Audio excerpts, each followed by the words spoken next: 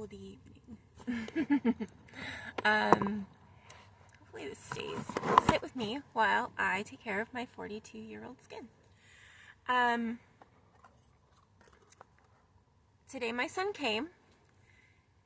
See these nasty nails? We finally got the alternator put in. When I reconnected the battery, it still is making the same sound it did when it first broke down. So I'm kind of hoping it's not a different problem that obviously I can't easily diagnose, being somebody who is not a mechanic.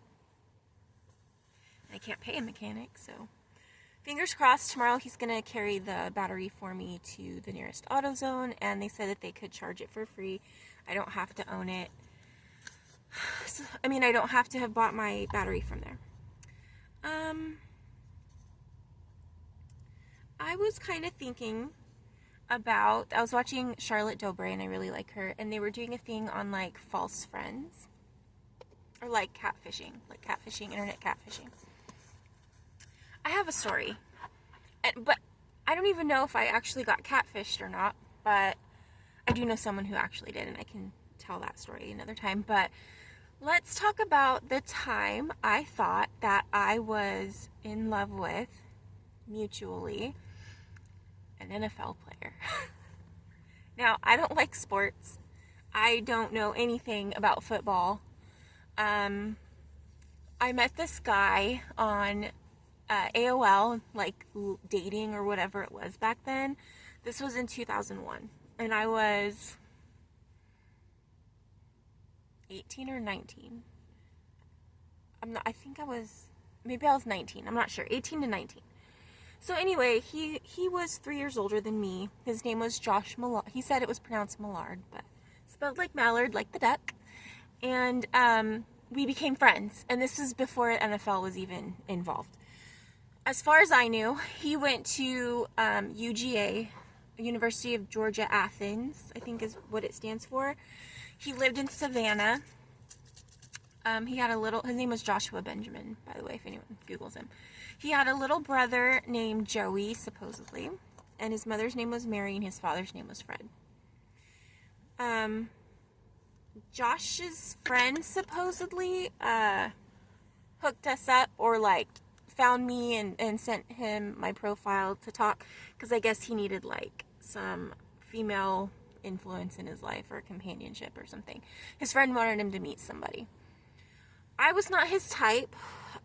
He would constantly remind me of that, even though he would tell me I'm pretty. But his type supposedly was blonde, like a beauty queen blonde, and petite with like itty bitty titties.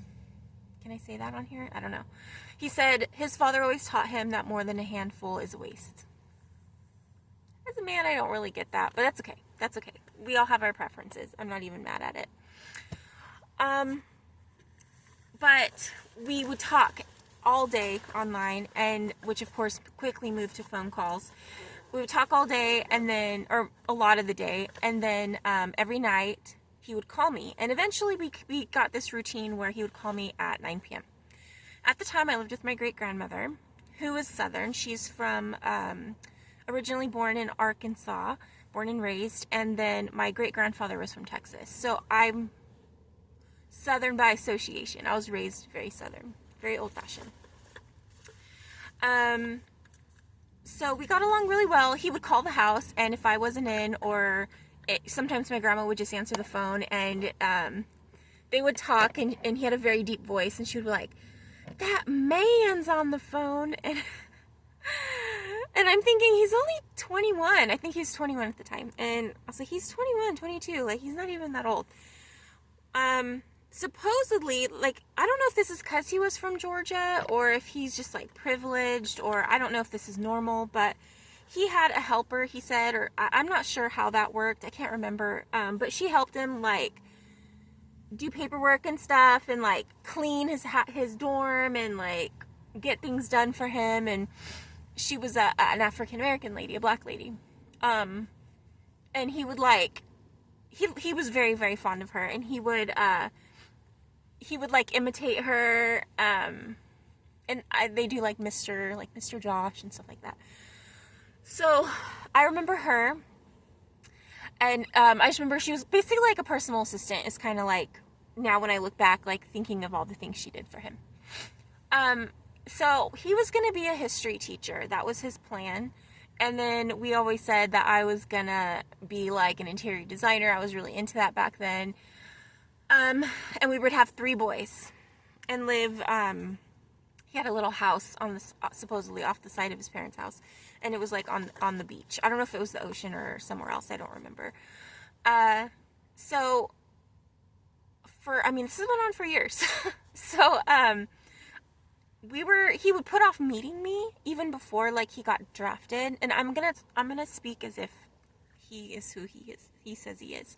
Just because I really, to this day, I don't even know. So his father was obviously, they're super into football. Football's like a huge thing over there. I know this from the internet. And he was pretty good. And so he ended up getting drafted 7th round. I don't know if that's how you say it. He was like one of the last people drafted that year.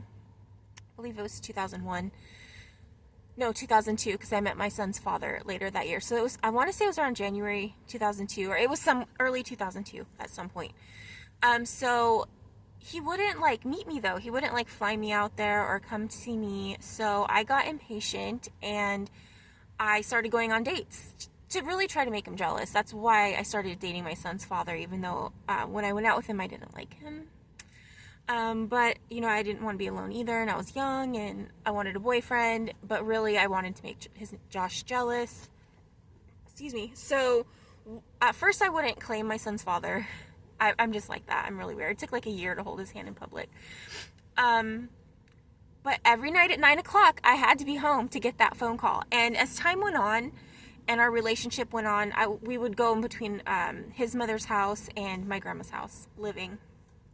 So when I'd be at his mother's house, Josh would call over there, and I would answer. I would try my best to answer. Sometimes my son's father answered, and he hated Josh with a passion.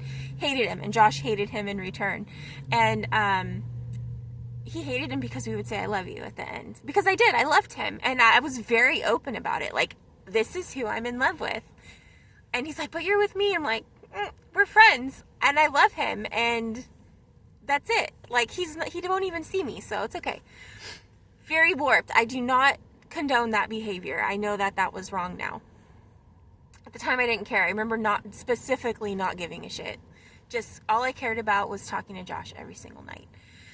So, time goes on. I get pregnant a year after I started dating my son's father.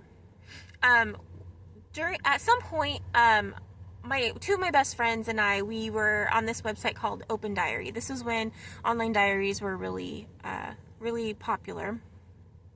And I got Josh on the site. So we would read about each other's days, and he would talk about me and like how much he loves me and all this good stuff. Well, eventually, people started noticing him, started taking women, started kind of like gathering around, and I noticed these were unattractive, like maybe not middle-aged women, but like 30s. They were older to me and married, and they didn't care.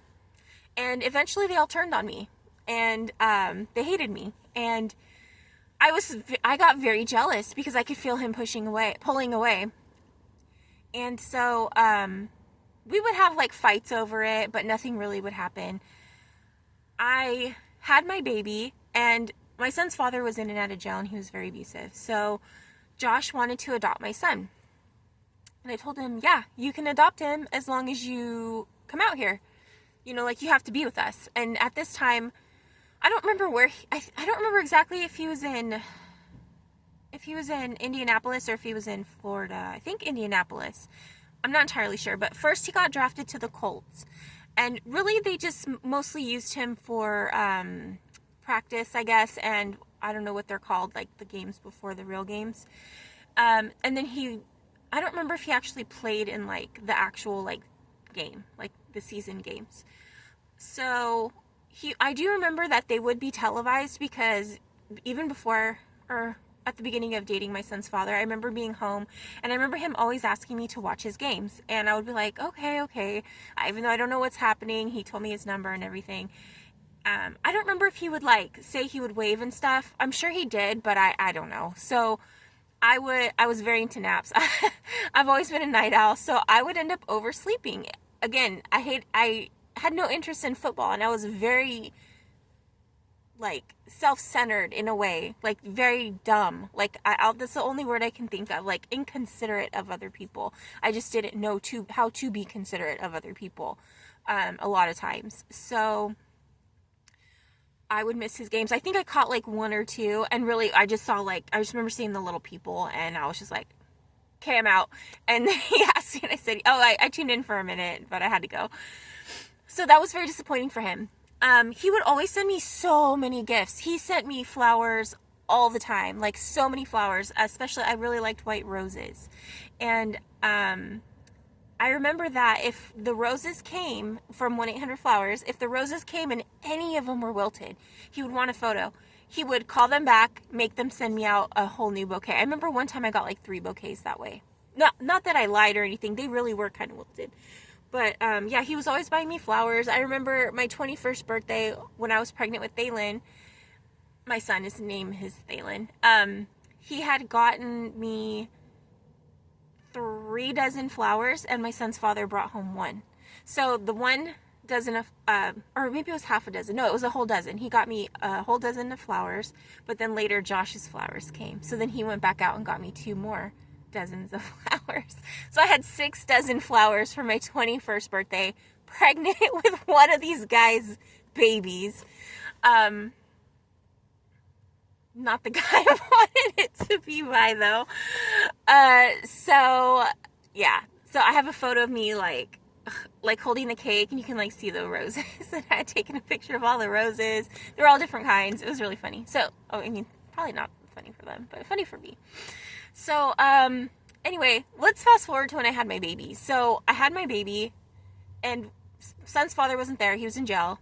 I didn't want his mother in the room, even though she was head ER nurse of that hospital. And she did pop in to like see the baby and stuff after I had him, but I didn't want her in the room when I was in labor. My mother was there, my oldest sister who was pregnant with her 2nd child, and my sister below me who was pregnant with her 1st child. He came 3 months later, 3.5 months later. He was a month early. So that kind of tells you how far along. My sister had her baby 2 days after my birthday. So my son was born December, my birthday's in July. For my oldest sister's son, and then my little sister's son came at the end of March. So I had my baby, and I remember being like really out of it because I hadn't pushed the placenta out yet. I had literally just had the baby, and they go, oh, a box came to the hospital room, to the delivery room, and my sisters and my mom were all crowding around it, and they opened it, and they're like, Jeanette, who sent you fruit? Or no, who sent you pears or something like that? And I was like, pears? And so my phone rang, and I answered it, and it was him.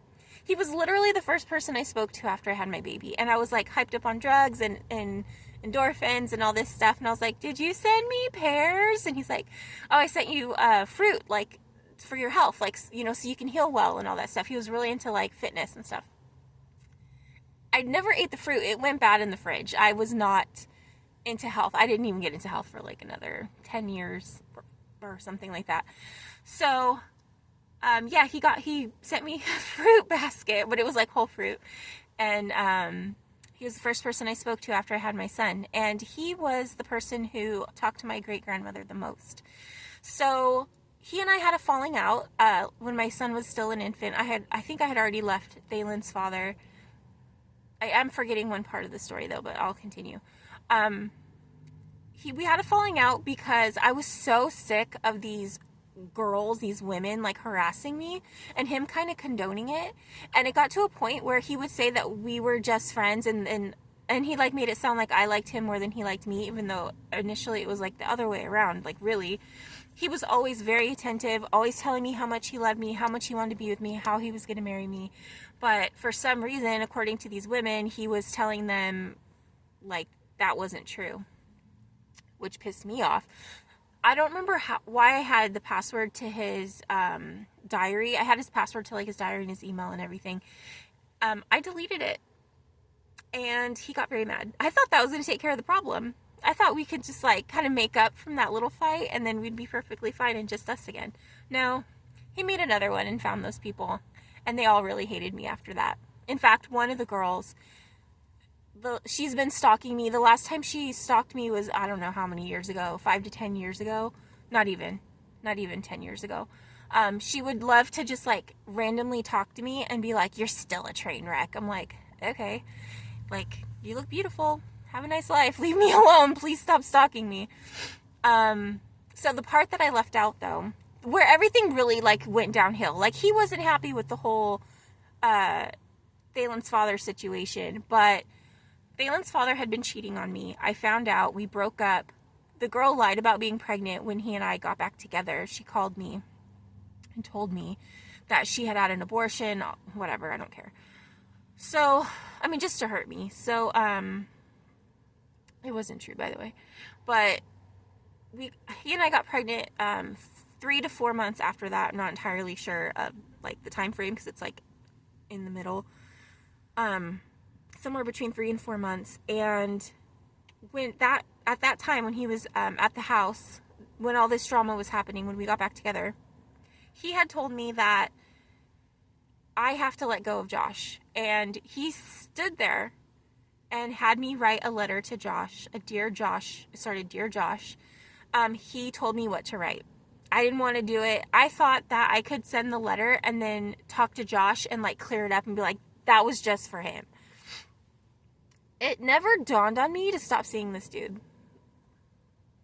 I think it was because Josh wasn't here and he wasn't ever going to be here. And even though he would say he would, I knew he wasn't. He and I had always talked about don't ever give him like a Dear John letter, but he would call it a Dear Josh letter. And I always promised I wouldn't. But of course, I forgot about that. I'm not considerate of other people, remember? So I did that and I thought I could make it better and just like play safe everybody, and no, that didn't work. So that's when things really started going downhill, although he did stay supportive of me and like still saying I love you and all that stuff. No, it wasn't as deep as before, but yeah. And then I had the baby and all that stuff, and he was going to be his dad and whatever. So after we stopped talking, life went on. I remember not thinking about him for a really long time, and you know how like you're just sitting there thinking about people in your past and stuff. I was reading a diary I had kept when my son was pregnant, and I decided to Google him when Google started becoming a thing. I had seen like he played for the Cleveland Browns. I remember he went to the Dolphins. That's kind of near the end of when we stopped talking. When he first got drafted, it was Indianapolis Colts. I had read that he went to like Europe or something to play also for like the AFL. I don't know. I don't really know what it's called. And then he had come back.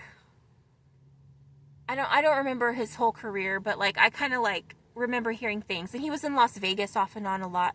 And at one point he had been in California. And I was like, after all this time, how could he come to California? And it was like if I remember correctly, I want to say it was when we were still talking, and I had no idea he was here. It was either when we were still talking or like right after, and I was really hurt about that. Like, and I kind of was wondering, like, did he like see me? Like, did he like peek in on me in real life and thought I was fat and ugly and just like, that's it? I don't know. Once I started thinking about him again and was wondering like who the fuck was I really talking to, I was like, I should just pop up on this fool and just be like, hey, like, so nice to finally meet you. Or just even like in passing, like talk to him and see if he even realizes it's me. But I've never done that. I would never spend money to do that. So, but on social media, I did add him on Facebook and eventually Instagram. Well, on Facebook, he posted photos and like things of what he was doing. And I would like leave comments like so supportive. I did see one of those crazy ladies commenting on his stuff. So that also made me think it's the same person. He would post the same picture, like same pictures. And he had given me like a signed trading card. I don't even have it anymore, but all kinds of stuff. It was corroborating. And then there was a photo, the one I really, really thought it was him. There was a photo of him getting a pedicure. And when we were talking, he had just started to get manicures and pedicures. And I remember talking him into it and telling him, you know, it's not feminine. Like, it's nice to have, you know, nice feet and hands, especially because you're on your feet all the time. So he had started doing that. When we were talking, he had also told me that his mother would perm his hair. And he would get his hair permed still. So, but he looks like he has naturally curly hair, so I don't know.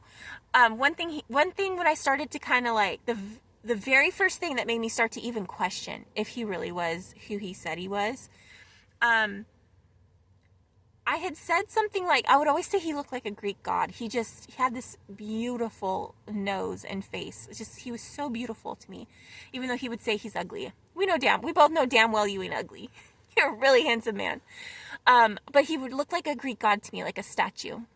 Well, he wasn't Greek. He told me he wasn't Greek. But later on to those ladies, he had said that he was Greek and he had a little Greek grandmother who wore all black. My Big Fat Greek Wedding came out around that time too.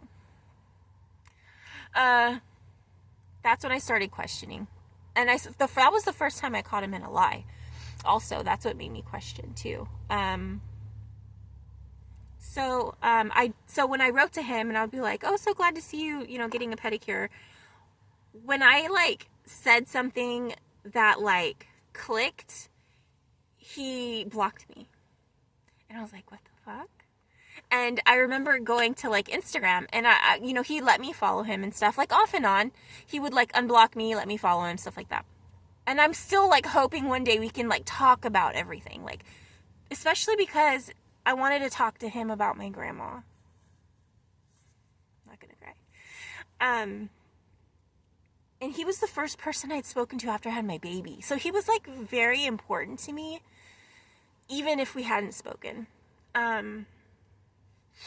And one time on Facebook, I think I had asked him like some advice for my son because he was starting to play football at 14 or 15, 14. And he gave me advice and everything. Well, another time he spoke to me and it was like he knew who I was. And then in the videos, it was the same voice. That's another reason why I think it was the same person. Because back then we didn't have like FaceTime or anything. And then like we had like video chat, but he wouldn't video chat with me.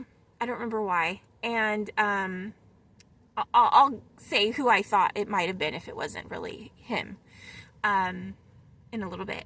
So eventually I go, do you remember me? Or something like, I said something like, do you still hate me? And he's like, I've never said I hated you, or something like that. And I was like, oh, well, I just kind of thought maybe you still hated me. And I had mentioned something that happened, and he acted like he had no idea what I was talking about. But he laughed. He was like laughing at me, but acting like he didn't know me or who I, you know, like at first he acted like he did kind of, but like coy. And then like he had no idea who I was. And I was like, what the fuck? And then, yeah, shortly after that, he started blocking me and stuff. So who I think it is. I really think, so there were two songs specifically that we would talk about a lot. One was Hey 19 by Steely Dan. Hey 19 and 67. So that was like, and I was 19, so he would always sing that song to me all the time. Oh, 3 songs, excuse me. Another one, so this other one is one that I really liked, and it was Take Me Home Tonight. I don't wanna let you go till we see the light, something like that. And it's by the Ronettes, and I forget who they're with, Frankie Money or something like that. So that's another song we would sing to each other. But the main song that he would always sing to me was I've got a never-ending love for you. It's all that I want to do. And I don't remember all the words, but he would sing that to me like every night. And he would sing it so slow and so sweet, like he was sleepy. And I just remembered that. I forgot about that. It was very romantic. So yeah, but from the video, from his voice, I do think it's him, or I think maybe it's his father because of that song, the Steely Dan song. And he told me that his ex-girlfriend Carol, on like prom night or some formal night, they got in a car accident and she became paralyzed. And he even told me, like, you know, paralyzation came about a lot with him. He even told me that he would, like, go sleep with her as, like, a pity because she couldn't sleep with anyone. Sometimes, not a lot, but sometimes he would do that. And then he had a friend who lived in Macon, and he would go over there and, like, hang out with him and help him, which I always thought was so endearing and sweet. And then a little bit later on, after he had, like, got money from the NFL and stuff, he bought that house. And we would send stuff back and forth. So, like, I know I had addresses, which I wish I still had the letters and stuff, but I don't have them anymore. So yeah, it's either that guy Fred, I forget his name in the wheelchair, in Macon, or it's him, or it's really Josh. I think it's really Josh, but I'm not 100%. And, like, why would you lie? I mean, like, he was normal at first. That's my thing too. It wasn't like I'm just talking to some guy who's pretending he's in the NFL the whole time. Like, he was just like a normal student, like a normal guy. So yeah, that's my story time about how once upon a time I dated an NFL guy. So much for skincare.